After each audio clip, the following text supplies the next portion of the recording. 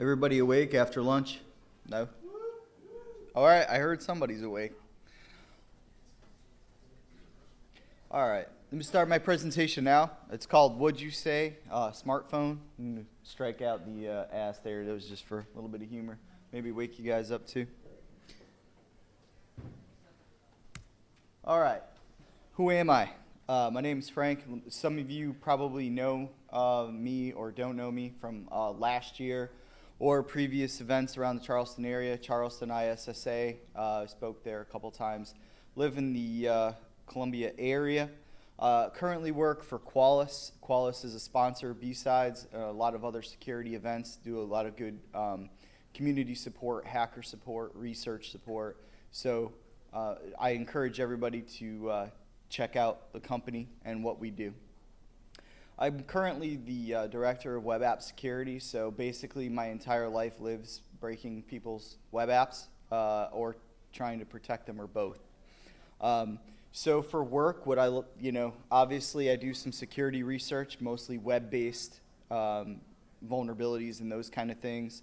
I'm into basically all geeky, nerdy things, IT. And for fun, I do a lot of the same. I like, hacking, breaking, fixing things. As a father and a husband, I have plenty of things to fix as well as break, get away from my day job. Like security research, of course, I perform it almost all the time. And as with anything else, you're doing something you love and that's your job. It helps and helps you excel as well. I do like motorcycles, fishing, and anything that gets me outside. So if you saw my talk from last year, it was called Social Insecurity. So I like to take a little bit of a privacy aspect as well as being able to do some things for good and evil and trying to work that in. Now, it is coming soon. We have it on the archive list here. We got a couple of them up there. I think Andrew, Evan, and I are still waiting for our talks to be posted, but we'll try to get that up there. But the talk I did last year centered around geolocation of anything social. So it was using social media and things like that, and then using geolocation to aggregate those sources to be able to see, highlight on a map a specific area, and be able to look at all tweets, Facebook posts, Foursquare check-ins, anything like that from anywhere in a specific source. And again, I demonstrated how people can use that for things that are good as well as evil tactics. And I'll try to do the same with the system that I'm going to discuss today. So everybody's probably wondering or not wondering if you're familiar. What the hell is WUDS? What is it? What's WUDS? WUDS is an acronym for Wi-Fi User Detection System. So by a show of hands, is anybody familiar with WUDS? Two people? Okay. So what we'll do here is we'll start with a little bit of history. First off, my slides are not as amazing and as exciting and collage as Jason's or some other speakers, but I will do most of my talking. I have a short slot here, so I've cut my slides in half.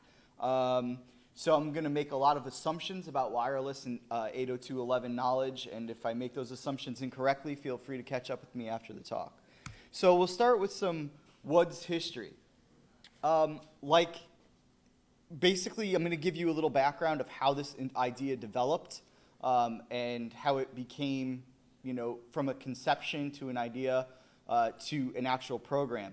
And what the best part about this is it all started at BSides. So it all started in an arena just like this and in a room just like this. Of course, it involved zombies, right? Zombies are cool. Was anybody here at BSides Augusta? Okay, so does anybody recall Tim Fowler's talk?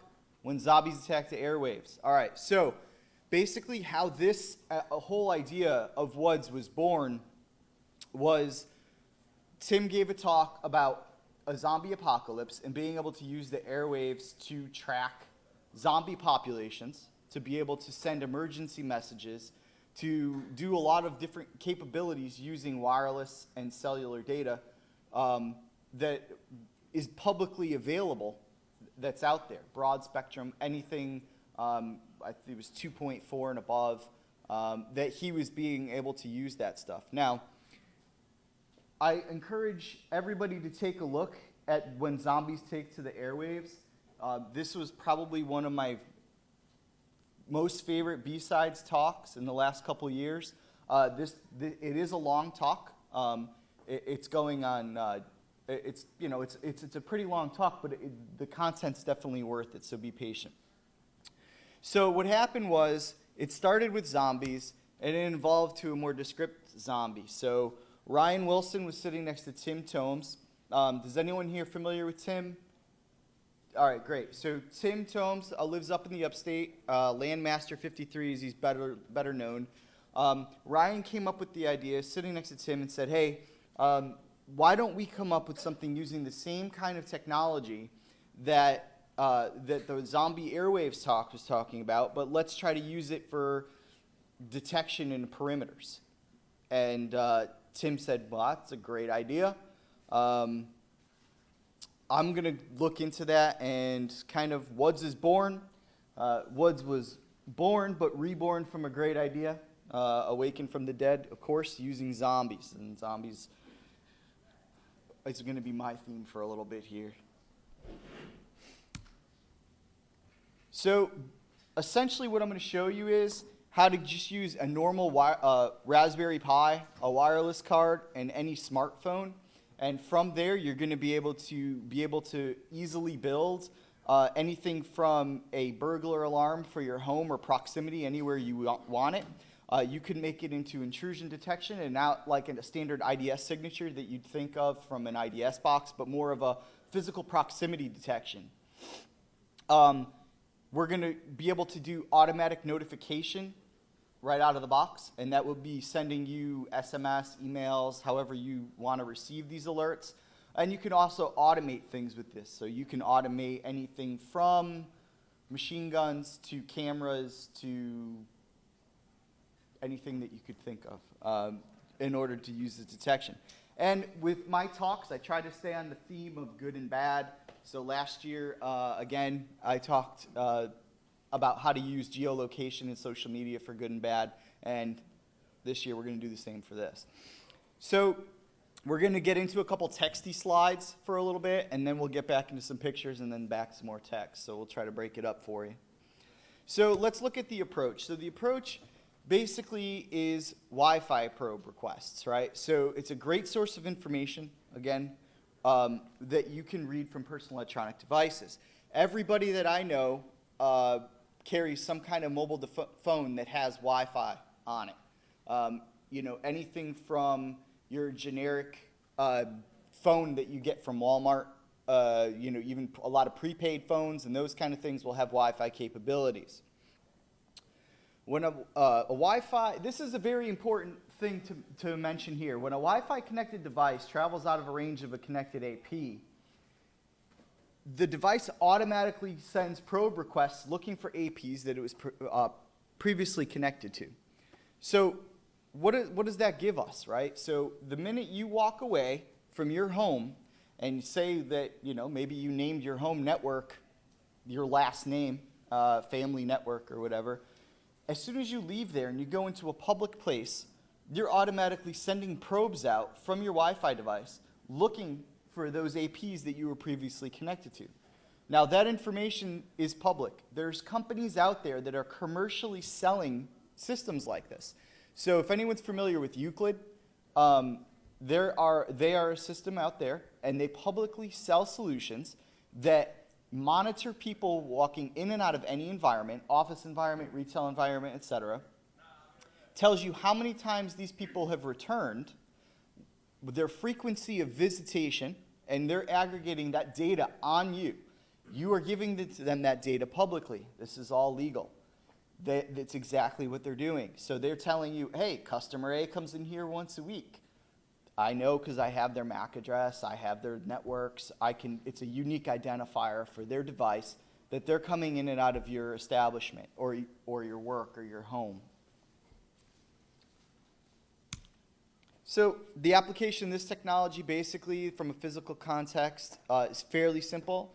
Using a whitelist, so we have, imagine a text file or a config file with whitelists of MAC addresses that should be within your proximity. So I know that in my house I have 5 or 10 MAC addresses that I trust that are okay to be in my house.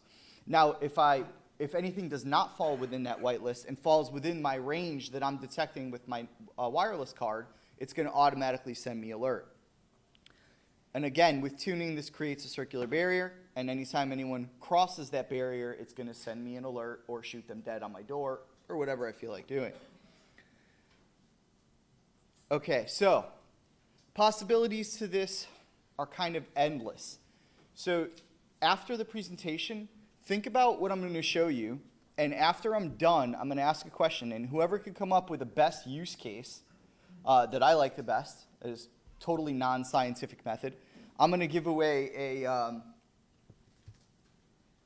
Amazon Fire TV, and this is courtesy of Paulus, but I'm going to give it away to the person who comes up with the most creative use for the test case that I'm going to show you.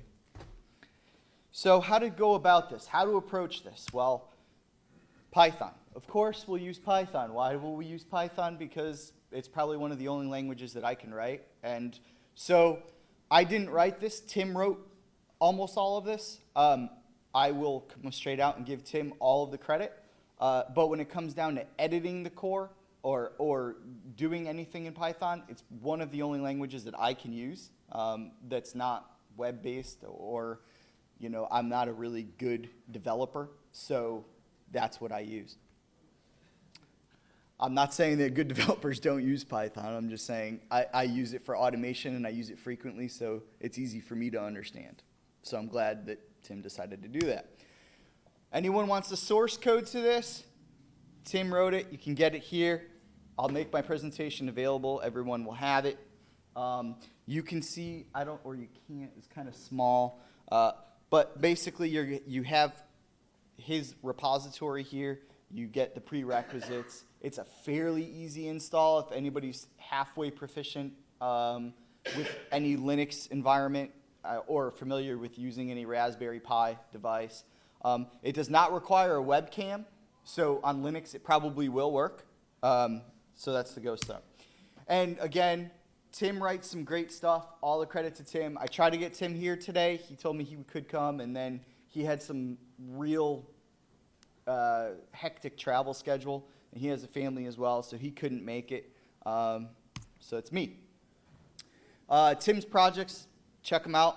We have the Recon NG framework, everyone's probably the most familiar with. We have Peeping Tom, Honey Badger, which is another kind of like a push pin type of thing, which we can use for geolocation. It's not as GUI friendly as the solutions that I've demoed last year, but these are all some great things. Okay, so enough crushing on Tim. We do have Jason here, so we have enough man crushing going on here. We got Drama Set Llama there, and instead of Dave's wife, we used Dave's face because I didn't have permission on that one. So, all right. So the first thing we do is we download the config on the Pi. We download the files and we get the setup. So you can see here we have the prerequisites. Prerequisites are really easy to install. Everything should work kind of out of the box. There are some caveats that I will get to and some things that I ran into when I was building this for my own devices that I will hopefully help you not run into the same hurdles or speed bumps that I ran into. So everything on this page, fairly straightforward. However, we look at the configuration files. Now the configuration files for this are extremely important. The most important thing to look at here is the whitelist. The whitelist for your MAC addresses.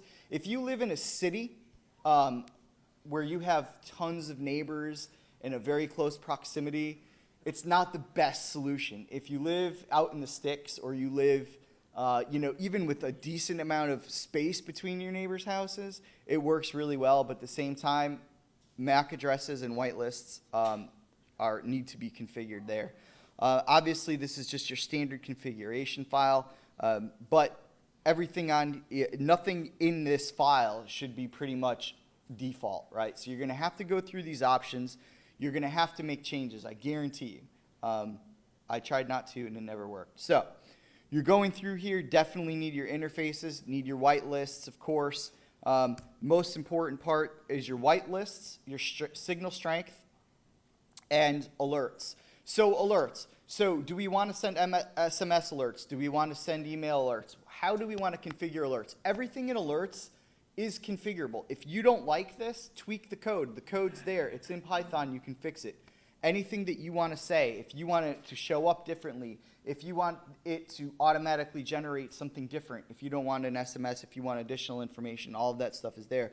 You can put in an SMTP gateway. You can put in your username and password. Obviously, there's a Gmail one in there. Most people probably have a Gmail address. Pushover. So Pushover is an app that you can get for your smartphone. It has an API. You can automatically use this to configure your alert system and get your flows directly into your smartphone to be able to pull that information in as well. There's probably a whole lot more API value with Pushover. I just didn't get that far, so I'll be honest. So here's a picture of my setup. It's fairly basic. My desk is a little bit messy. So you'll see two things here of interest. One thing of interest to note is that you see a USB hub connected to the Raspberry Pi. Using this system, I highly recommend not using two different wireless cards, one to get out to your gateway and one for your proximity. It can be done. It proves difficult. I recommend using a hard cabled Ethernet connection, and then obviously maybe an alpha card or something similar for your monitoring signal. Now, one other thing to note here is you'll see two antennas there. So the first antenna is the shorter stock antenna that comes with the alpha, and that antenna actually works quite well and is plenty strong. If you live somewhere pretty remote, you can use the additional antenna setup. If you live in a city where you need to pull in that band from additional distance, it can work. If you live in a city, obviously don't use it. I live in a suburb area, and this smaller was just fine, actually, for this setup. So what it looks like, again, if you're familiar with Tim, some of this content is his, and he knows I'm doing this, so we're good. But we have real quick, right? We set our circle limit. We set how far we want the signal to go. Whitelisted devices within your house, your driveway. Your neighbors, if they're close enough, you can whitelist them. If not, you can maybe know when they cross the perimeter. Getting that circle there correct is very important, because if anyone crosses that circle, that's the threshold that's going to send it off. Again, 50 cal machine gun, just a trail cam, or just a text message. Really up to you what you do with it. Is everybody thinking because they want the Amazon Fire TV? No? But we'll try. All right. How can you use this for good? How can you use this for bad? Well, let's start with the good. Everyone carries a mobile phone, including criminals. Criminals will probably not turn off their Wi-Fi if they're breaking into your house. They may, but they probably won't. Same thing that was assumed by zombie attacks. And from the zombie airwaves talk, you saw that the assumption was that the zombies were dead people, and therefore their phones were still on them, and so the zombie apocalypse. I read a good tweet the other day, totally off topic here, from a mortician who said he just ties all dead people's shoelaces together before he puts them in the ground, so that way if there is ever a zombie apocalypse, it'll be fairly hilarious. So if you don't have a mortician that ties the dead people's shoelaces together before they're buried, maybe you need something like this. So alerts, fairly self-explanatory. Okay, in addition to alerting the presence there, WUDS logs timestamps and probe packet request data. Do you remember what I said was included in that probe packet request data? Yeah, so we can take the MAC address, we can look at these SSIDs, we can say, hey, this person committing this crime was connected to this Wi-Fi at this time. Here's their MAC address. Okay, we use something like Wiggle. Oh, look where this SSID is. There's no saying you weren't there. You will get prosecuted. You will lose. The cops will win. Okay, that's how we can use it for good. Notifications. Maybe somebody is babysitting, home alone at your house. You tell the babysitter, No having your boyfriend over. Well, all of a sudden, you know your kid's bedtime's at 9 o'clock. Well, 9:25 rolls around, and the babysitter's boyfriend happens to walk through your property line or the circle that you set for your proximity, automatically alerting you via text, hey, this person's MAC address has crossed over. This is the name of the device. This is the APs they were connected to. You know the guy's name or last name, or you may not. You may say, hey, who's this strange person on my property 20 minutes after my kids are in bed? Babysitter's being naughty. You can snap pictures automatically. You can have the guy shot on your step, however you want to use it. So, machine guns, alerts while committing crimes.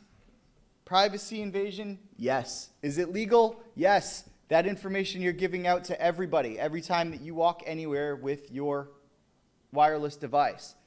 I'd really like to do a follow-up talk to this. Time is running a little bit short, so I will just give you a preview of what I did last year again with the social media and geolocation. I will take this to the next level when we talk about wireless and the amount of information that you are publicly providing so that you don't think people or the NSA are stealing things from you, even though they probably are. But it's data that you're freely giving out. And as long as you know that and what you can do with it, the bad people can do that with that as well. So, trail cams, IP cams, surveillance, machine guns, tripwires, bad babysitters, delivery men, I don't know. Good, bad, indifferent.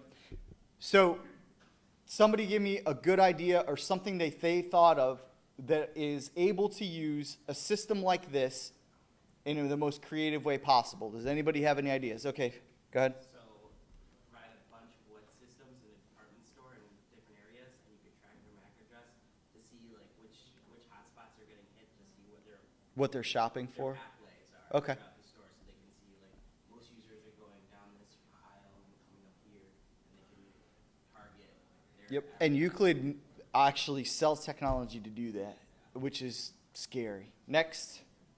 So, for our automatic building doors, for the handicap doors, say, people that go in the building and set up their phone to look for a particular SSID and they're looking for that one, the door automatically triggers so they don't have to use their hands and have a wheelchair bound or something like that. Okay. That's good.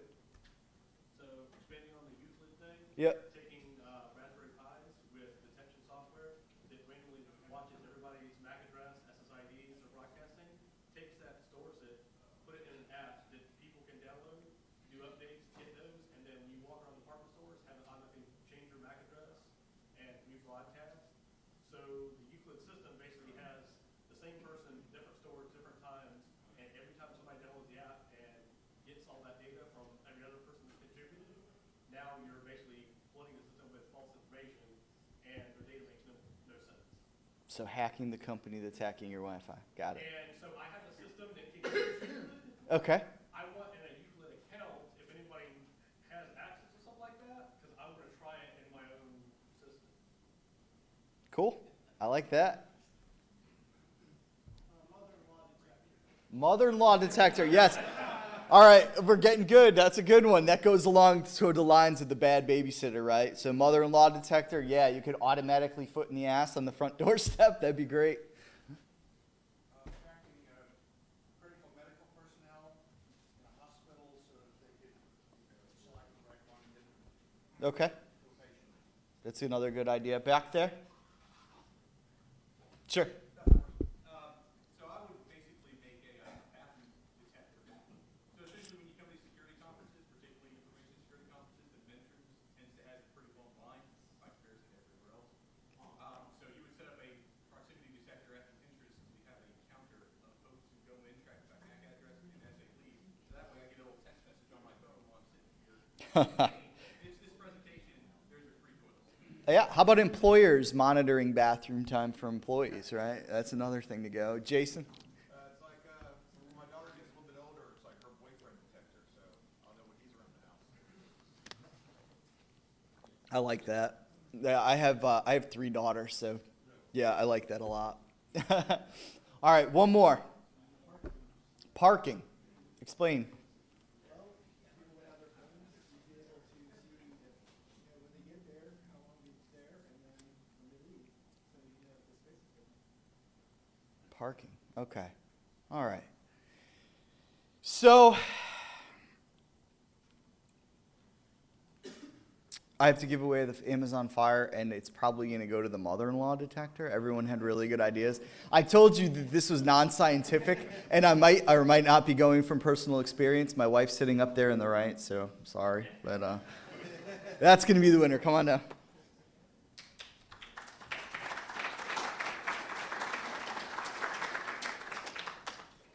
Hey, last connected at Staples hotspot. Well, who is this? Well, this just happened to be a delivery person. Good to know. What I wanted to get to was beyond text alerts here. So I wanted to basically tell you what the challenges were that I ran into. Biggest challenge, densely populated areas, RSSI threshold and whitelist. Tune them, do it. Rural areas, great.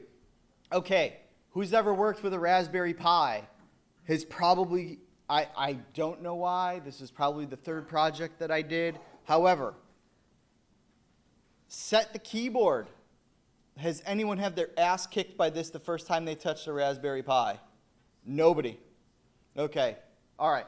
So essentially, if you have your keyboard layout as the Raspberry Pi comes to you, basically all of your function keys will not work. Your shift keys above your numbers, Try to type an @ sign, you're going to get a quote.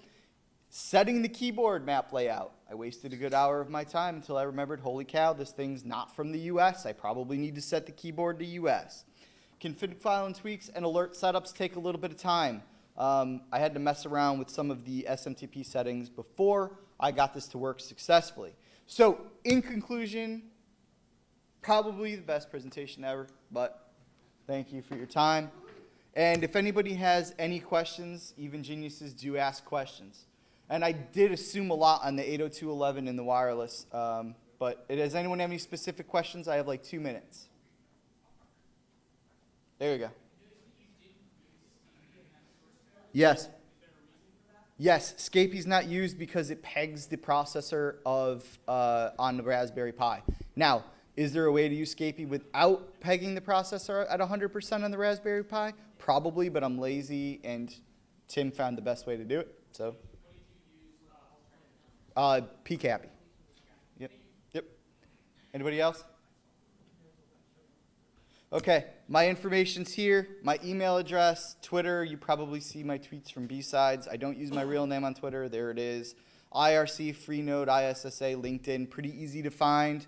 If anyone has any comments, questions, or Qualys interest, web app talking, OWASP, I do a lot with, so come chat or not. And without further ado, we're going to have a great keynote by Kismayanthia. All right, thanks guys.